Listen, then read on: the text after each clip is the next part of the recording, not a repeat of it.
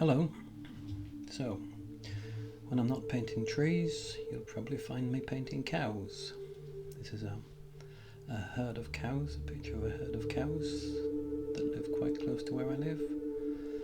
And I find it interesting to look at the patterns they create when they lie down together. I wanted to try and find a colour that I could paint everything in the painting apart from the white faces and the white patterning on the cows, and this is a mixture of Aussie red gold and Peroline scarlet. It's based on another painting I did earlier on this year in oils, and I just wanted to see if I could do it again in watercolour. The Aussie red gold, I presume it's something to do with Australia based on the spelling and nothing to do with Ozzy Osbourne. Can't seem to imagine him grinding pigments for watercolour paintings, in between him nearly killing himself on his quad bike and touring the world, but who knows. Anyway, as you can see, I've painted basically the whole painting with this mixture of light orange, and then same mixture again, more Peroline red, Peroline scarlet, sorry, and just making everything a little bit darker. Watercolour always invariably dries a lot lighter than what you see initially on the paper. It dries lighter, so I'm just going over everything again apart from the little tags in the ears, and of course saving the white parts of the cows.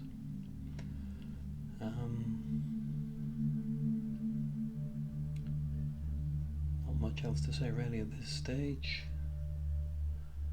Just trying to be careful defining the cows. Painting around the ears. I've decided to leave the cow that's nearest to have some lighter highlights on that cow.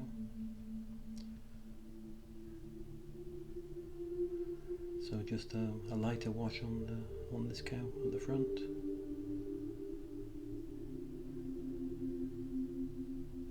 You can see on the right there my various attempts at mixing the right colour.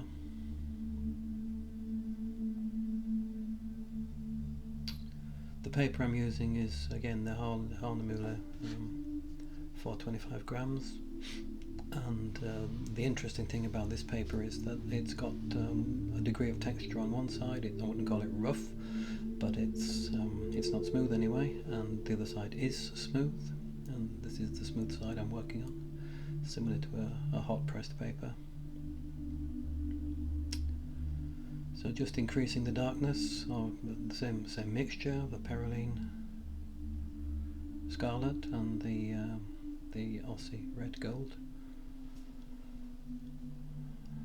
and again using my little block of wood to sometimes lean the paper so that I can use gravity to let the paint run, and sometimes laying it flat on the desk because I don't want the paint to run. Listening to my previous film that I made, I used the word trusty about 417 million times, so I'm going to try not to use it today, having used up my quota of that word for this year, I think. And again, I quite often turn my paintings upside down. I find it easy to work up to that edge, with the painting nearest me and the edge furthest away, as opposed to painting this way around. And again, leaning it on the little bit of wood.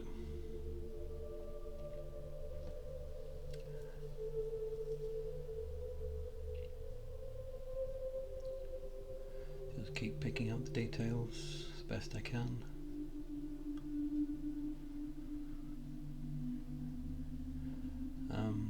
This is the Schmincke Forest Grey, which, as you can see, I'm using pretty much directly from the pan. It's called a half pan. Those little blocks of colour and filling in the grass, essentially.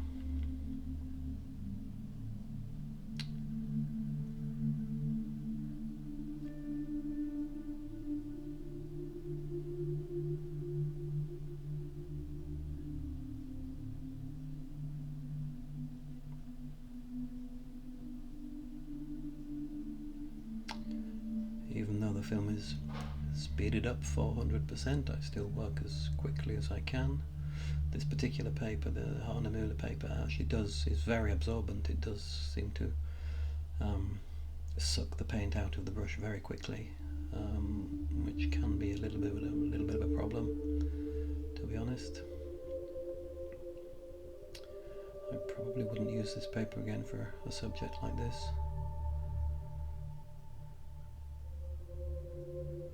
So there we go.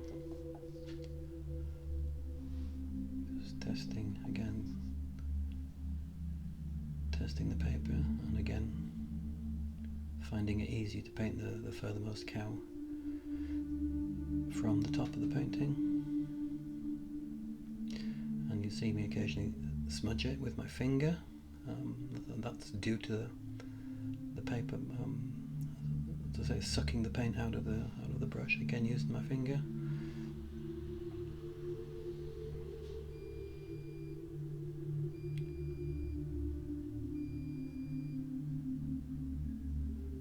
And leaving the little yellow, well, they were yellow in real life, but I've left them just the lighter orange I've been using for the rest of the painting. The little tags in the ears that they have. Again with the finger.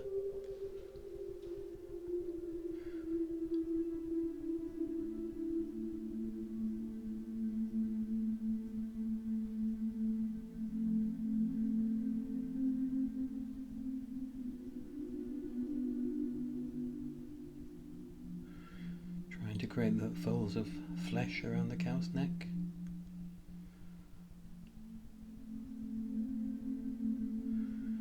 And going back in with some clean water just to soften the whole area.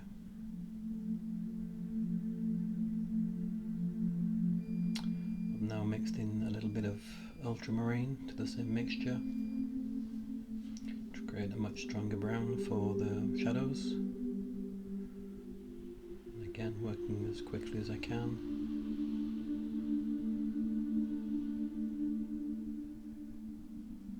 Watercolor painting is invariably about planning, knowing exactly what you're going to do, because once you start doing it, you really don't have very much time. If you want smoothish transitions,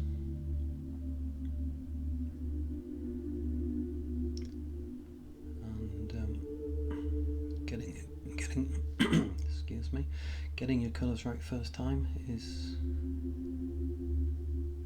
one of the secrets to success.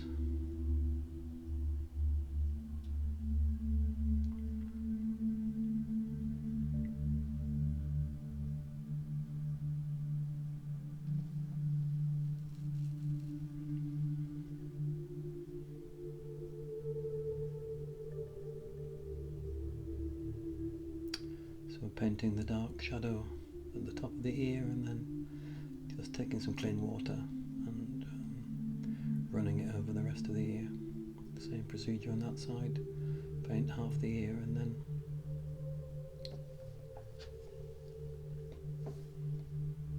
wash the colour down with clean water.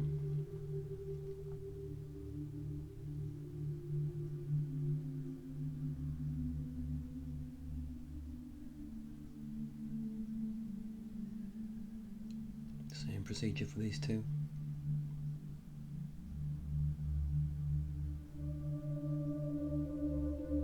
Quite a heavy shadow down the left hand side of the cow in the front now.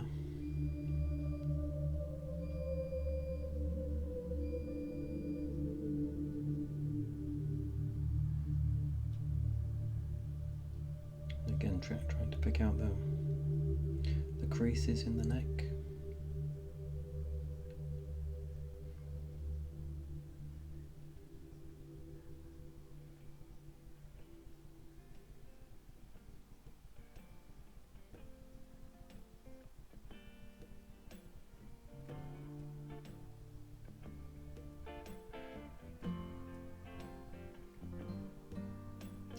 Same approach there, paint a little bit and then smooth it out with water.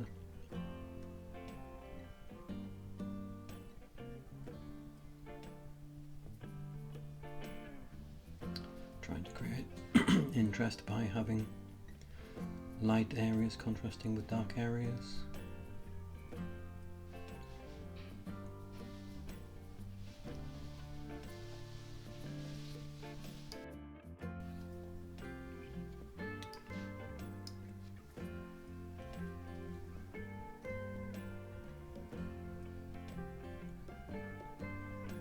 So starting to give some definition to the white parts of the cows. His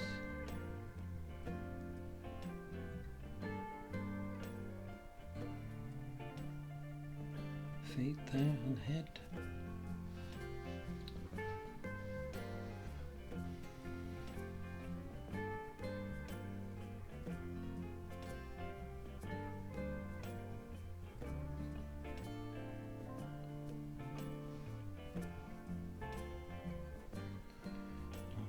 Else to say about it, to be honest.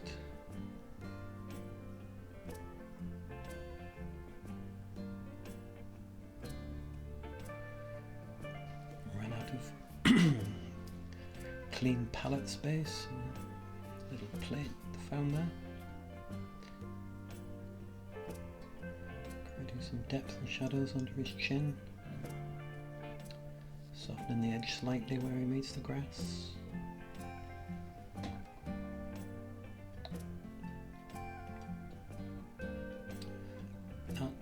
Colour is probably a mixture of that's just a weaker version of the orange with a tiny bit of blue in it, or possibly neutral tint.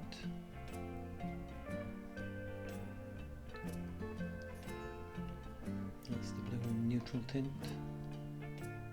The brown.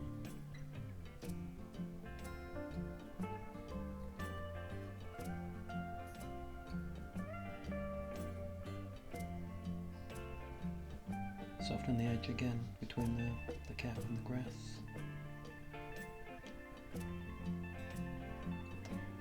Same there, just picking up some of the existing colour and running it into the areas that have not been painted.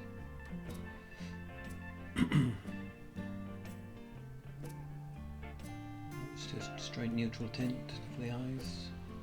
We very rarely use black for anything.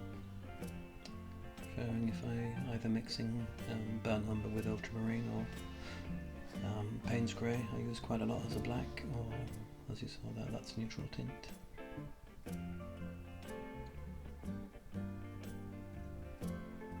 Strengthening the grass again with the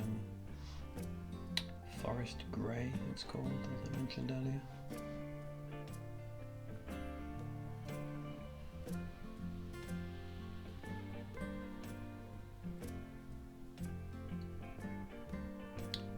Strengthening the shadows on the side of the face.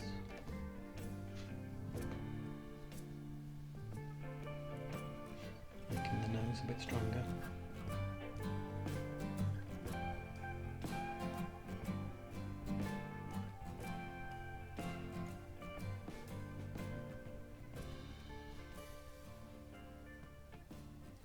And that's about that. Thanks for watching.